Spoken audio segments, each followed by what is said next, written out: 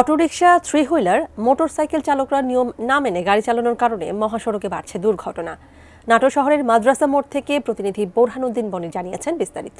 নাটোর সড়ক দুর্ঘটনা দিন দিন বেড়ে চলছে। বিশেষ করে মহাসড়কে যত যানবাহন অদক্ষ চালক ও বেপরোয়া গতির কারণে দুর্ঘটনা বেড়ে চলছে। সরকার যদি হাইওয়ে মহাসড়কে অবৈধ যানবাহন চলাচল নিষিদ্ধ করতে পারে তাহলে মহাসড়ক দুর্ঘটনা অনেক কমে আসবে। গত কয়েকদিন আগে নাটোর সদরের দিঘবতী ইউনিয়ন ডাল সড়ক এলাকায় ডামটাকে ধাক্কায় 6টাকে মুখোমুখি সংঘর্ষ ও এক ড্রাইভার নিহত হয় এবং 7জন ট্রাকের ড্রাইভার হেল্পার আহত হয় শুধুমাত্র বেপরোয়া গাড়ি চালানোর কারণে। গত কিছুদিন আগে দিঘবতে ভাতুর এলাকায় ট্রাক নিয়ন্ত্রণ হারে এক পথচারী মেরে দিলে ঘটনাস্থলে তার মৃত্যু হয়। হাইওয়েসি মাহবুবুর রহমান জানায়, গত 20 দিনে নাটোর সদরের হাইওয়ে মহাসড়কে 4জন সড়ক দুর্ঘটনায় মারা যায়। হাইওয়ে পুলিশ জানায় তারা নিয়মিত মহাসড়ক টহল চালাচ্ছে এবং অবৈধ যান ধরার জন্য চেকপোস্ট পরিচালনা করে। বেপরোয়া গাড়ি চালানো ও দক্ষ চালকের কারণে দুর্ঘটনা বেশি হচ্ছে। গতকাল নাটোর লালপুরে ট্রাক ও মোটরসাইকেল সংঘর্ষে মোটরসাইকেল আরোহী 3 স্কুল শিক্ষার্থী নিহত হয়। দ্রুতগতিতে ট্রাক ও মোটরসাইকেল চালানোর জন্য এই মর্মান্তিক সড়ক দুর্ঘটনা ঘটেছে। দুর্ঘটনায় 3 মোটরসাইকেল আরোহী মৃত্যু হয়।